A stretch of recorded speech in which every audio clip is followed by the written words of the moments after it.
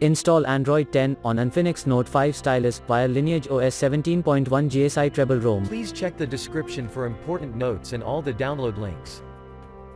First download ROM and GApps packages, then transfer the downloaded files to the phone storage. Link is in the description below. Step 2. Boot your device into TWRP recovery. Once in TWRP, click on Wipe, Advanced Wipe, and select the check boxes, as shown in the image, excluding internal storage. Step 4. Swipe the button to wipe the device. Step 5. Go back to the recovery main screen, and tap on the Install button. Step 6. Navigate to the storage, and select the ROM zip file. Step 7. Finally, swipe the button on the screen, to install ROM file. Step 8. Flash the GApps zip package, in the same manner. Step 9. After GApps flashing completes, select Wipe Cache and Dalvik from bottom left side of screen, and swipe to wipe. Step 10.